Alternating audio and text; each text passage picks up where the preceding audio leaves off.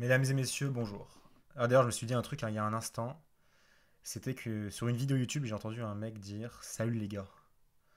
Alors, ne jamais faire ça, pourquoi il n'y a pas assez de filles aux échecs, il devrait y en avoir beaucoup plus, ce serait beaucoup mieux pour la promotion du jeu. Donc pourquoi dire «Salut les gars»? Voilà, bref, c'était une parenthèse inutile, mais il fallait faire une intro de toute façon, donc la voici. Ok, on se retrouve aujourd'hui pour la seconde partie au Jardin du Luxembourg. Donc cette fois-ci, je joue un joueur beaucoup plus expérimenté que le précédent. Donc c'est un ancien joueur de compétition. Il est enfin, il s'est arrêté à 2000 ou 1900 Elo, je me souviens plus exactement, mais dans ces eaux-là. Donc voilà, il est plus fort. D'ailleurs, hors vidéo, on a fait une partie avant et il m'a battu. Donc là, actuellement, ça se voit pas, mais je suis en revanche. Situation de revanche. Cette partie nous permettra donc de savoir si je suis performant sous le stress de la vidéo et si je ne vis que pour les caméras finalement. Allez, on est parti, ça commence. Ouais, il ouvre par E4. J'ouvre par C5, donc une sicilienne. Bah, ça me plaît bien comme choix parce que je voulais un peu changer par rapport à la dernière partie où il joue le Magnus Queen's Gambit, donc réputé pour être très solide. Je vous invite d'ailleurs à voir la vidéo, elle est très intéressante. Ok, donc mon adversaire va jouer le coup le plus joué, cavalier F3. Moi je joue D6, Oui, il n'a pas beaucoup d'abonnés, il commence. centre, cavalier F6, KSC3 et ok. Ici il y a plusieurs options possibles. On peut très bien jouer G6 avec les noirs et on va rentrer dans une dragon avec le fou qui va aller en G7. Donc très connu. Moi j'aime pas trop côté noir parce que je trouve que c'est très facile à jouer côté blanc. L'attaque est très dangereuse. Sinon, il y a un autre coup possible qui est sans doute l'une des ouvertures la plus jouée, c'est la Sicilienne Najdorf. Donc là, il y a un amas de théories, mais incalculable. Genre vraiment, si on veut jouer ça avec les noirs, il faut vraiment être très très très préparé côté ouverture, parce que les joueurs côté blanc le sont. Donc moi, je voulais pas trop m'embêter dans des complications théoriques importantes, encore moins en blitz. Donc je me suis plutôt dirigé vers l'option KSC6. Un peu moins joué, mais ça devient très à la mode en ce moment. Ça permet d'avoir des positions très agressives, très intéressantes. De toute façon, on va le voir dans la partie. Mon adversaire joue fou G5, ça s'appelle la Rouser. C'est très théorique, c'est sans doute l'ouverture, la variante la plus forte contre la classique. Donc on va voir qu'il y a quelques coups théoriques qui vont s'enchaîner. Donc moi je joue E6. Mon adversaire joue Dame D2, donc là les blancs veulent faire grand rock, ça ne fait aucun doute. Ça peut un peu sembler bizarre ce setup côté noir parce qu'on se dit que E6 et D6 c'est pas très ambitieux parce qu'on joue pas très dynamiquement sur le centre. Les fous en E7 et en D7 bah, ils ont pas non plus beaucoup d'espace donc on peut se dire c'est quoi cette ouverture. Mais en gros pour expliquer c'est que le plan des noirs ici ça va pas être de jouer on va dire un setup traditionnel mais c'est plutôt d'attaquer l'aile dame donc notamment avec la poussée A6 B5. On verra que ça va avoir lieu dans la partie d'ailleurs. Hop, on reprend. Donc moi je joue à 6, hein, je prépare cette poussée. Mon adversaire fait grand rock. Donc voilà, ça c'est. Je connais, hein, je suis dans mes fichiers, on va dire. Fou D7. F4, ouais, il y a F3 qui est possible aussi, mais F4 c'est le coup le plus joué. Là j'hésite vite fait, mais ok, je pars sur Fou E7. B5 est un petit peu plus joué, on veut attaquer un peu plus rapidement. Mais ok, Fou E7 est également jouable. Je sais pas lequel des deux est le plus fort. Moi en tout cas, je préfère Fou E7. Et là, mon adversaire commence à réfléchir. Donc ici, le meilleur coup, c'est cavalier F3. Pourquoi cavalier F3, c'est le meilleur coup? C'est pour deux raisons. La première, c'est que ça libère la colonne D pour la dame et la tour. Donc ça leur permet de taper sur le pion D6. Et il y a parfois des idées où, par exemple, les blancs mangent le cavalier en F6. Et donc, c'est pas facile pour les noirs de reprendre avec le fou, car du coup, il y aurait le pion D6 qui serait en l'air. Donc, les noirs reprennent du pion G. Et on amène ce genre de position qui. Et il faut être assez prudent avec les noirs, pas faire n'importe quoi. Ça demande assez de connaissances et d'expérience, ce genre de position. Et la deuxième idée, bah, c'est de préparer E5, car le cavalier en F3 bah, soutient la poussée. Donc, ce sont les deux idées, et c'est pourquoi il s'agit de meilleurs coups. Donc mon adversaire ne va pas jouer ça, il va jouer autre chose. Il va jouer un coup qui est parfaitement logique quand on ne connaît pas cette ouverture, mais c'est une imprécision. Ouais. Donc il sort le fou, totalement logique. Ouais, il ne met pas en C4, mais en E2. Ouais, fou E2, ça semble parfaitement logique. Pourquoi? Parce que les principes de l'ouverture, quand on y réfléchit, c'est jouer sur le centre et développer les pièces légères. En l'occurrence, bah, les pièces légères ont toutes été développées, sauf bah, le fou de case blanche. Donc c'est parfaitement logique de le sortir en E2. Le truc, c'est que l'attaque des noirs, elle va vite, et donc bah, il faut jouer précisément. Donc moi, je me rappelle plus de ce que c'est la meilleure suite contre fou E2. Donc je réfléchis un petit peu, mais ok, je pars assez rapidement quand même. Et j'envoie B5, ouais. Bon, B5, c'est très thématique, hein. De toute façon, on veut jouer vite cette ouverture. Là, c'est un peu bizarre parce que en général, les joueurs se précipitent pour faire petit rock dans les ouvertures aux échecs. C'est un peu différent dans ce type de position parce que ça va être des positions d'attaque. Et en l'occurrence, dans les positions d'attaque, parfois le roi est plus en sécurité quand il n'a pas roqué.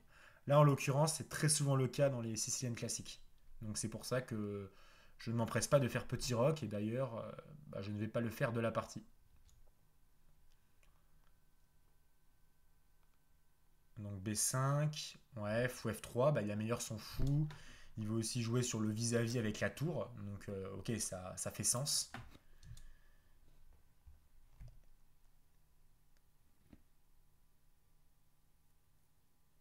Bon, moi je suis en train de réfléchir parce que là du coup je connais pas. Mais ok. Quand on connaît pas comme ça, faut essayer de partir sur des choix assez logiques. C'est ce que j'ai adopté pendant cette partie. Donc là, je vais partir sur le choix sans doute bah, le plus rationnel, le plus raisonnable. Je vais mettre une tour en C8. Donc voilà, pour deux raisons. Bah, déjà, je me dégage du vis-à-vis, donc ça c'est un premier avantage. Et le second, c'est que bah, la tour est en direction du roi, donc c'est très intéressant de la placer ici. De toute façon, c'est sans doute la meilleure case possible pour la tour. Donc voilà, j'ai quand même un petit peu d'expérience sur ce genre de position, donc voilà, je suis assez confiant ici. Bon, tour H1, c'est bien, c'est un bon coup, ça prépare la poussée de E5.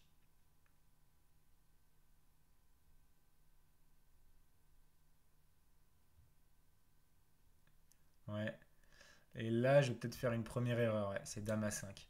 Alors, Dame A5, déjà, pourquoi j'ai commis cette faute? En fait, mon idée, c'était assez simple. Je voulais pousser B4, dégager le cavalier et en fait menacer la prise en A2.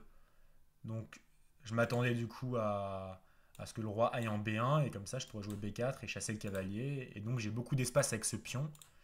Et je pense qu'ici, les noirs ont égalisé, voire peuvent être mieux. Le problème, c'est que j'ai complètement oublié le coup cavalier B3. Cavalier B3 ici qui est très problématique, attaque la dame. Donc la dame doit se replier en B6 ou C7.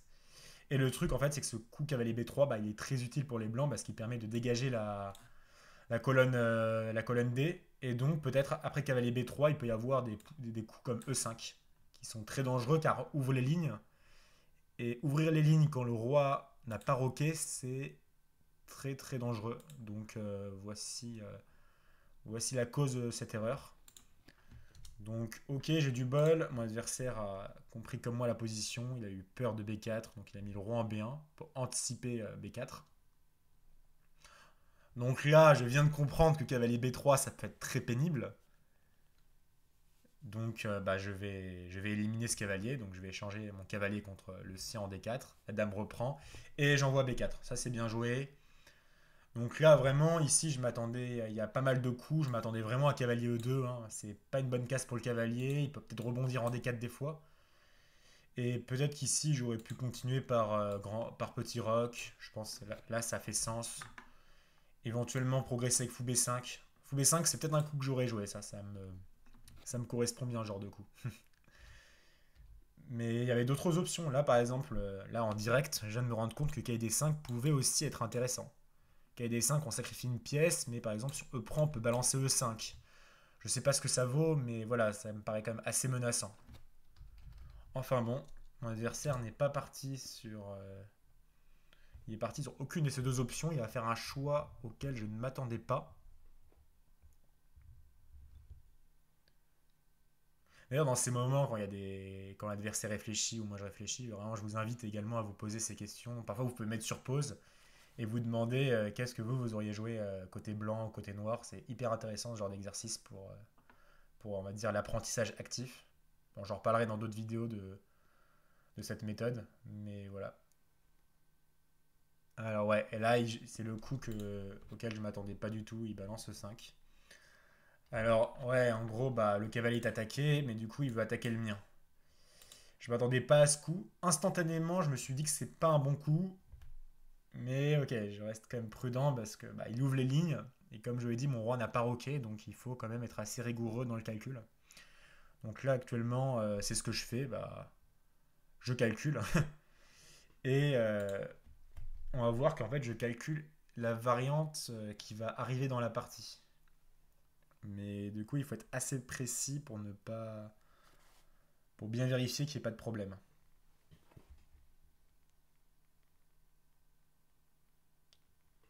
Ouais, en vrai, j'ai un peu longtemps réfléchi. Hein. J'ai pas 36 milliards d'options non plus, hein, avec le recul. Je pense que vous auriez fait la même chose. Enfin, j'en sais rien. Dites-moi dans les commentaires. Ouais. J'ai pris en C3. Et vous allez voir la suite. Donc lui, il reprend le cavalier, bien sûr. Moi, je reprends du pion. Et ok, ici, bah, c'est très tentant bah, de récupérer le pion à F6, le fou prend, en pensant gagner un pion. Et là, ça ne se passe pas du tout comme prévu. Pourquoi? On va voir qu'il va y avoir une grosse attaque sur le roi blanc. Ok, là j'ai vu la variante, c'est juste je vérifie qu'il n'y ait pas d'erreur, hein, parce que j'ai fait beaucoup d'erreurs d'inattention dans les parties au Jardin Luxembourg. Donc fou prend.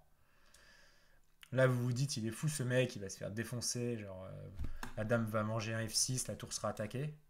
Mais on va voir qu'il y a un truc spectaculaire un petit peu. Dame prend F6, ouais, et dame D4, voilà. Et là je sacrifie la tour pour une menace de mat qui est quasi imparable. C'est-à-dire que les blancs ont beau manger ma tour en H8, mon roi va simplement aller en E7. Et en fait, on remarque que eh bien, bah, les blancs n'ont plus d'échecs, plus de moyens d'attaquer le roi noir, tandis que moi j'ai une menace de mat imparable. Et donc ouais, la seule option pour les blancs, ça va être de sacrifier la dame en C3. Pourquoi? Parce que pour éviter la menace de mat, c'est-à-dire que si les blancs essayaient B3, bah, ça règle pas le problème. Bon, déjà, je mange la dame, hein, mais sinon, je peux aussi continuer avec dame A3. Donc, dans tous les cas, la menace de mat est trop dangereuse.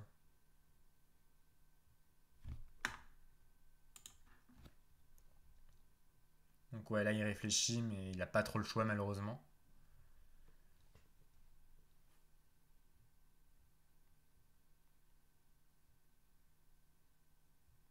Ouais, ça va amener la position bah, du coup que j'ai calculé dès le début, mais j'avais très peur de me tromper. Franchement, si vous avez vu mes parties qui n'étaient pas filmées, vous sauriez que c'est à raison. Hein. Donc voilà, ça c'est cool. Donc voilà, donc là la partie est gagnante, c'est plus qu'à concrétiser. Donc il joue F5, ok. Moi je ramène ma tour en C8, comme ça je m'embête plus avec les menaces de prise en C3. Là il met la tour en E3, il va essayer d'activer sa tour. Malheureusement x4 ça va déjà très vite, hein. Il y a déjà beaucoup de danger sur le roi blanc. J'ai quand même une dame contre une tour, hein. C'est une grosse différence de matériel. Et là, ouais, j'envoie dame D2. Donc là, il y a tout qui est attaqué. Il y a trois attaquants sur le pion C2, tandis que la tour est aussi attaquée. Donc ici, il n'y a pas trop de sorties possibles. Même tour E2, bah, je ferais quand même fou prend C2, hein, à titre d'exemple. Donc ouais, tour E1. Et ici, bah, je mange le pion C2 avec ma tour. Donc tour prend, fou prend. Et ce sera mat en deux coups. Et là, il abandonne. Donc c'est cool, c'est une victoire. Donc là, cette fois-ci, on peut dire que la partie arrive à son terme. Voilà, donc j'espère que ça vous aura plu. Nous, on se retrouve très bientôt pour une prochaine partie. Allez, ciao.